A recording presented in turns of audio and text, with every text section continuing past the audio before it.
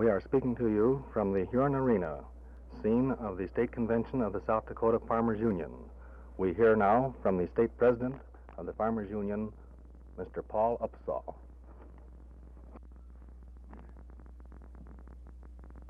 Delegates, members, and visitors attending the 40th Annual Convention of the South Dakota Farmers Union, and friends of the radio audience. It gives me a great pleasure to introduce to you at this time M.W. Thatcher, General Manager of the Farmers Union Grain Terminal Association, President of the National Federation of Grain Cooperatives, and a leader in the fight for farm parity for more than a quarter of a century. M.W. Thatcher.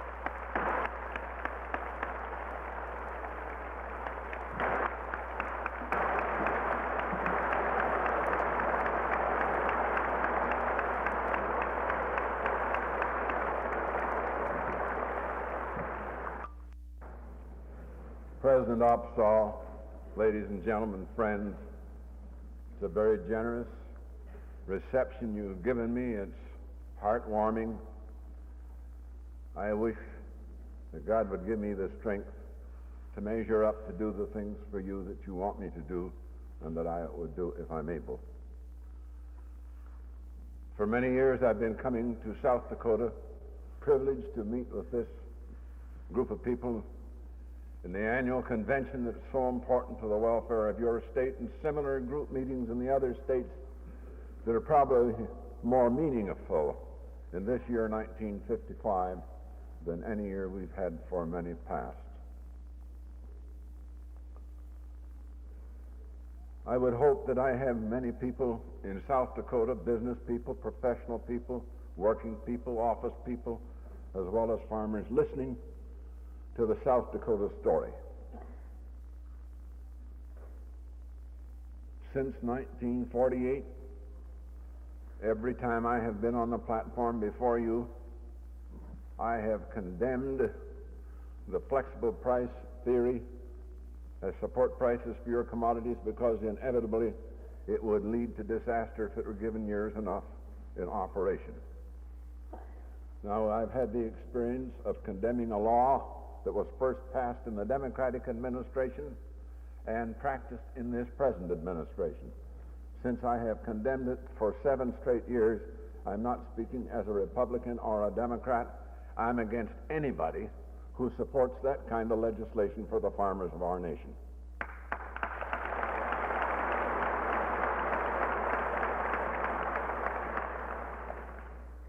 Now, I can speak tonight with more assuredness than any time before, because weary of government statistics, weary of the statements that were being made before the committees of Congress, weary because I didn't think they represented a comprehensive whole picture at any one time given to the members of the House and the Senate committees, and weary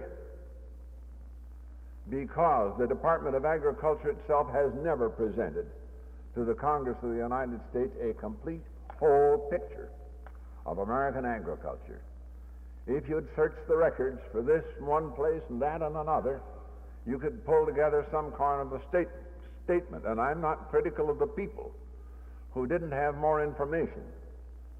We decided at our stockholders meeting in December 1954 that we would attempt to get something very positive, something we could depend on in the way of accurate information that would be more helpful to us in presenting our case to the Congress of the United States and talking with the administrative officials and the problems that affect you.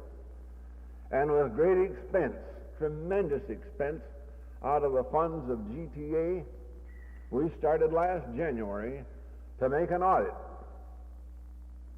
in 5 states, Wisconsin, Minnesota, North Dakota, South Dakota, and Montana, and selecting a larger number of people for our information than any poll ever dared to undertake. And we took in each state of the 5 states, 6 counties in each state, that everybody agreed, and we had professional people into our office to check with us on it, and we had the greatest agricultural economist in the nation, who's pawed over these kind of figures for over 30 years, come and sit in with us and is our constant and advisor to determine the kind of a survey, the questions to be answered, the facts to be found, and the particular county every payday. in the That state way, you never count on the money and represent seldom the miss whole it. of the Yet, state. payday after payday, those We have amounts completed accumulate. that examination And before long, for the you've state of collected a South stack Dakota. of savings. We have completed it for all of the 5 states for the years 50 to 54 inclusive. I have the first completed figures on South Dakota because I come to this state first. And to the other states at the state conventions, I'll be making a similar presentation as I'm about to make here tonight. And I will say to you, for your information, we have contacted 10% of the farmers in your state. In 6 counties, we have contacted farmers that aggregate about 10% of all the farmers in the state of South Dakota.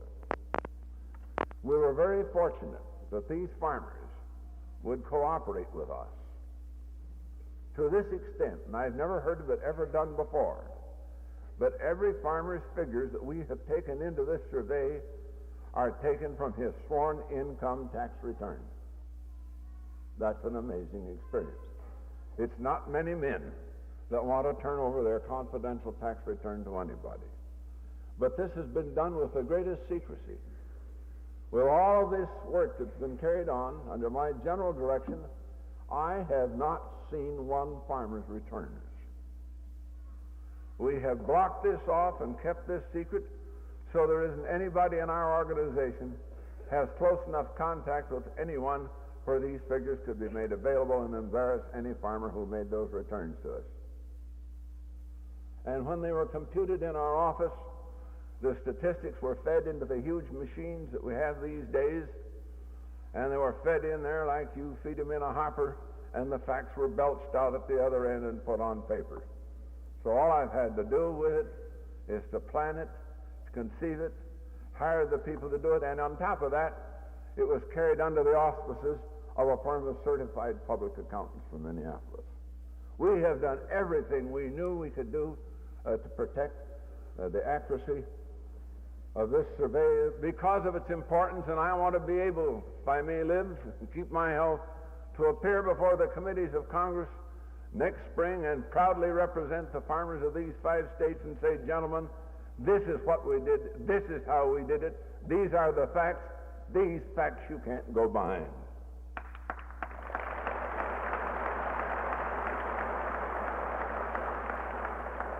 And I think you will find that in all the history of the United States, it's the first time any farm organization that's co-ops such as we have in the Farmers Union and our big co-ops, it's the first time any such undertaking was ever begun. We have made a spot check on some of those counties since, picking some farmers who would give us quick information to see how things are running in 55. We have compared our 5 years figures with the federal census. And our figures are conservative as compared to the census because we have, on the average, larger farms than you show in the state average by the federal census. And we have broken this down into size of farms.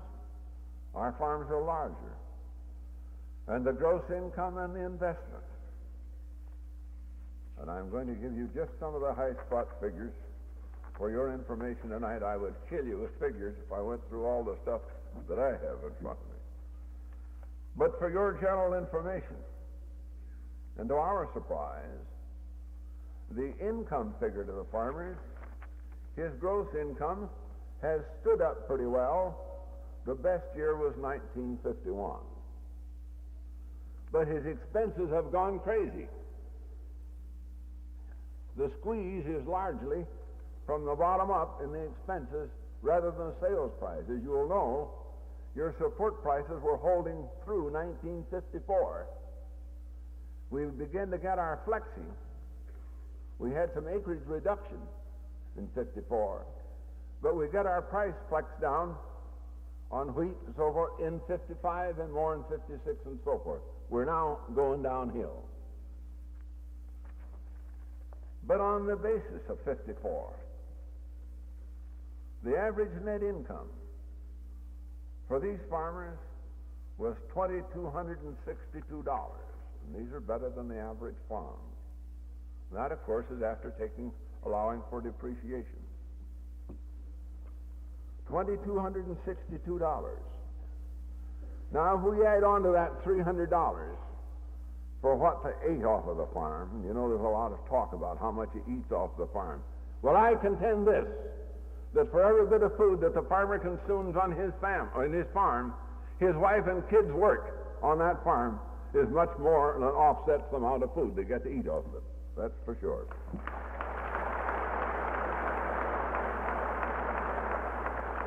But after putting in this farmer's income account $300 for the food he ate up, then take into account his net investment. And on the average, his net investment is $44,688. So you know we got a pretty good average farm here. Allowing him 5% on his investment, and who doesn't get 5%? Allowing him 5% on his investment, he has left $137 for 3,330 hours worked. Which means most of our farmers have begun to live up their depreciation, and when it comes time to buy the new machinery, the money won't be on hand, and if he's got security enough, he's going to have to go out and borrow money to pay the top price for machinery and go in debt for it. He knows something about that. But on the basis of our test, as to what's happening in 1955, the gross income is down in these same counties something approximating $1,000. Hog prices are down, grain prices are down, some production is down, and we had a little drought along with it. So, when we're back here next year, God willing, we'll be able to make a report of another year to you, and you'll find out that for the year 1955, the better than average sized farms of this state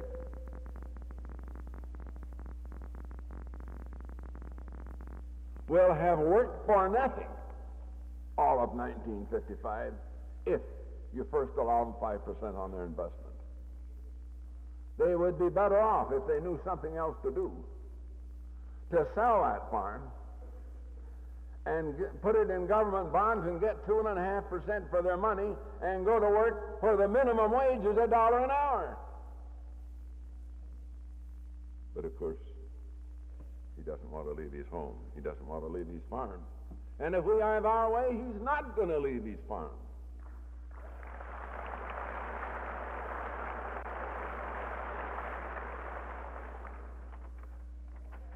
To the state of South Dakota, if our estimate of our figures for 55 are true, and we believe that they're absolutely accurate, the income in South Dakota for 1955 as compared to 54 will be down $60 million at a time when our survey shows that on the average, these 60,000 farmers all want to buy $3,000 worth of something. Varies as to what they want. There's $180,000 of dead purchasing power in the state of South Dakota because we haven't got gumption enough to give these farmers the purchasing power they need to have an ordinary, decent standard of living.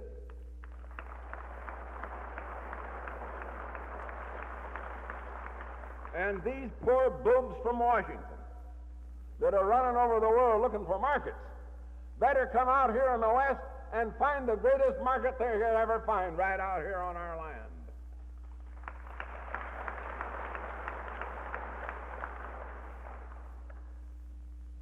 "56% of our farmers do not have hot running water. And who needs it as much as a man that works on the farm or in the factory? Certainly those guys in the ivory towers don't need it. They don't work hard enough to ever sweat.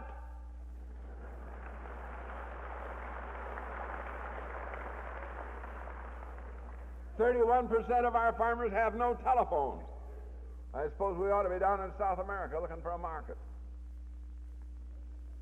Mind you, 55% of our farmers don't have deep freeze. Where are they keeping that food they take off the farm? They must run in town and put it in somebody's freezer and come in and get it. 82% have not television. 58% haven't bathrooms. They still belong to the shovel and lantern gang that walk out.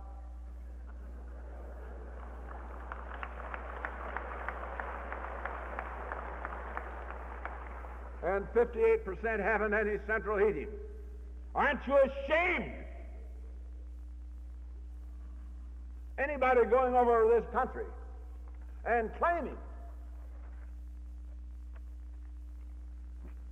that farm prices and income are stabilized, farmers are doing pretty well now, telling you that 4 and 5 years ago you were living in a dream world, and now you must be satisfied with stabilized conditions.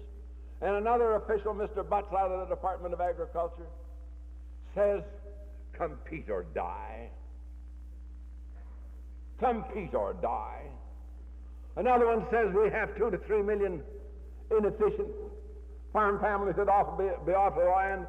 Well, if our farmers are inefficient, where'd the surplus come from?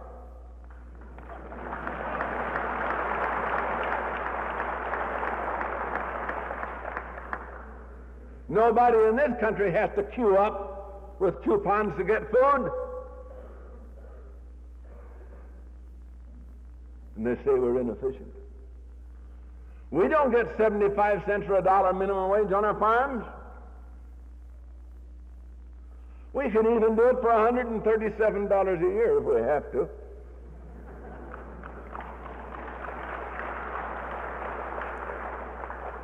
Now let's see how the economy is running to see whether this deal is on the up and up. Unfortunately, our great president was hit with a heart attack.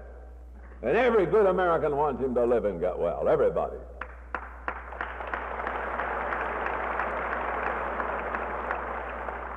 I want him to get so well I can go back in the White House again and quarrel with him again. I want that.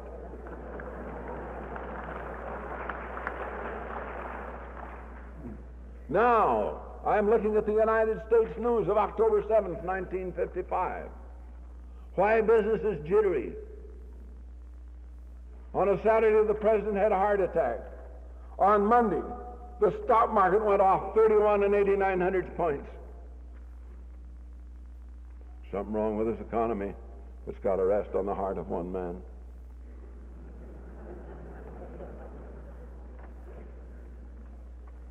And they're afraid business might slip a little. These are the gains, it says. Will the gains under Eisenhower be lost? Total output up 6%. Production up 4%. Construction up 19%. Business and investment up 4%. Housing starts up 18%. Employment up 2%. Dividends up 18%. Corporate profits up 15%. Stock prices up 68%. Private credit up 15%. And if that keeps going on, we'll be up Pratt's Creek, I'll tell you that.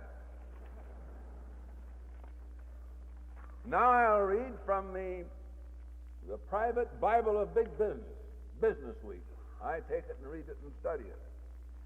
And it's got a whole page and a half about what's going to happen when Congress comes back because of the agricultural situation. And it's the first time they've given more than one paragraph to agriculture since January something 1953. But now it's different. And according to their statement, this is what's making farmers jittery, and the town folks better watch out.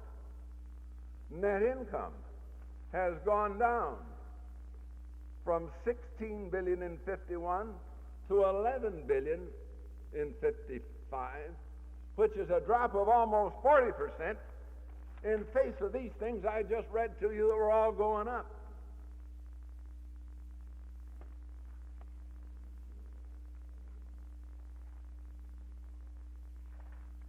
Well, if we're going to have agricultural depressions, and we're in one now, when we're at the highest business standpoint we've ever been on our history,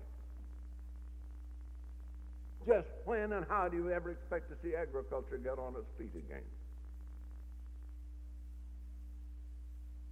What kind of an administration, what kind of a Secretary of Agriculture must this be, with everybody's business going up, everything going up, except farm income, net income, which has gone down nearly 40%. And then they tell us,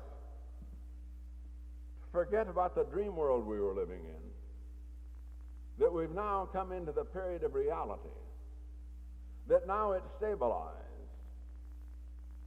and we better learn to get along with it the way it is, because this is what we have to do if we're going to not regiment farmers and maintain that fine characteristic that they've enjoyed all down through the years. We will get ours in the free marketplace. Well, when we do, we'll get it in the neck at the very same instant. And so will every smug man on Main Street in this state.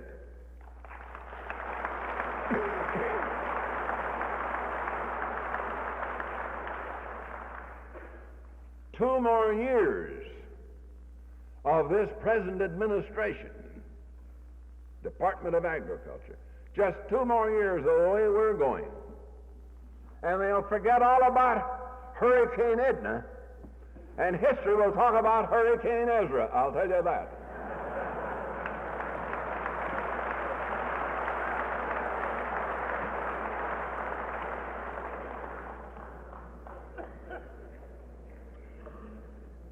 Now, while I'm on the air, I want to dispel, and I'll talk to you after we're off the air. I've got some things I want to discuss with you. But while I'm on the air, I want to explode some of the misinformation that's being peddled out over this country by the newspapers and magazines getting their information out of the United States Department of Agriculture. And oh, how I hope Senator Monk's listening to me tonight.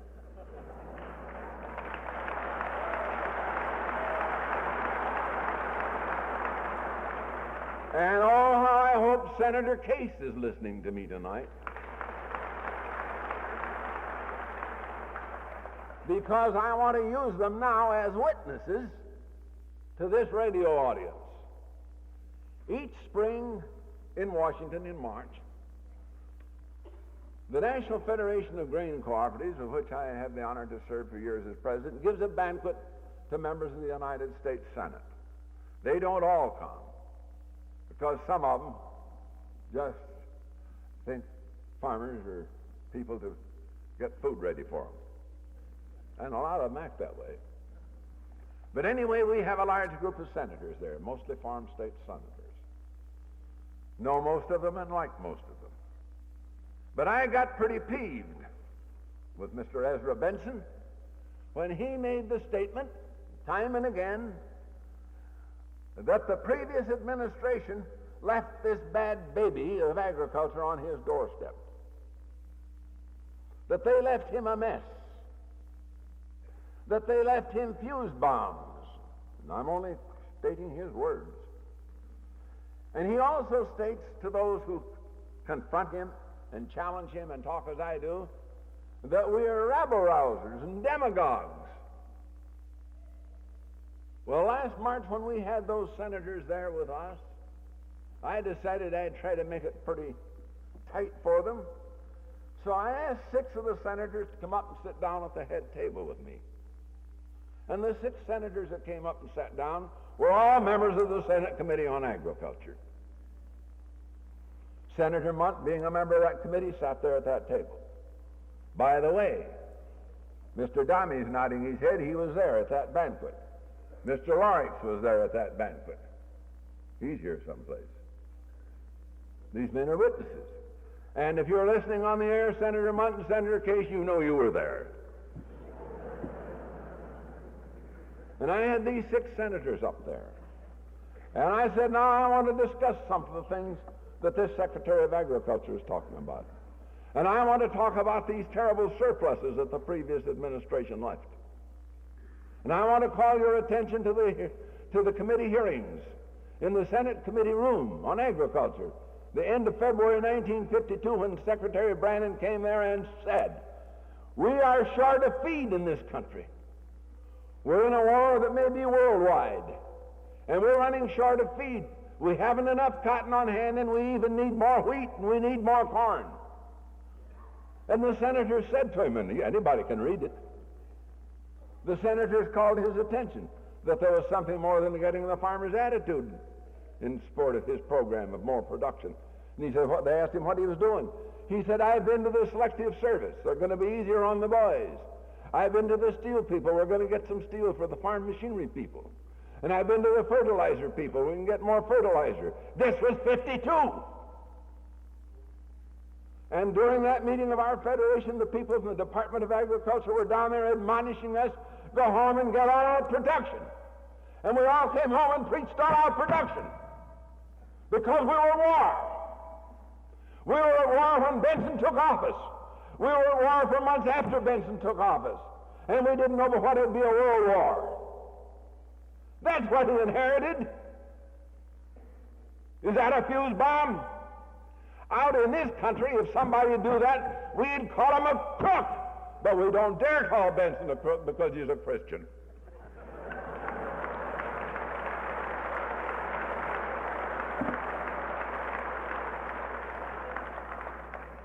That is the record. I don't think he's crooked. Not at all. But he is the most uninformed man, or the most stubborn man, or both put together, that ever was Secretary of Agriculture in the history of this nation.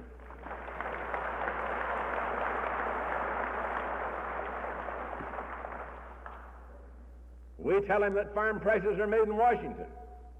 If that statement is not true, then why are these 2 political parties getting busy to see who's going to win the election in 1956? If farm prices aren't made in Washington, what's the election got to do with it?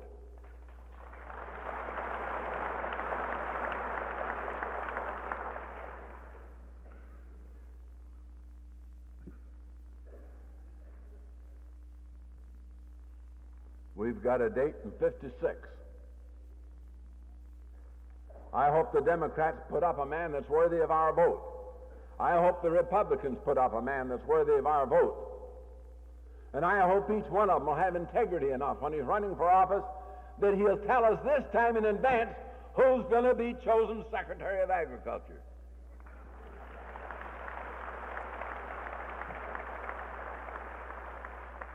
Because as far as my vote's concerned, I'll vote for the best secretary, and I'll vote for the best man for the House and the Senate, because the President is so far removed from the Department of Agriculture, and since all he knows about it as a rule is what the Secretary of Agriculture tells him, we better be sure we're voting for a good Secretary of Agriculture.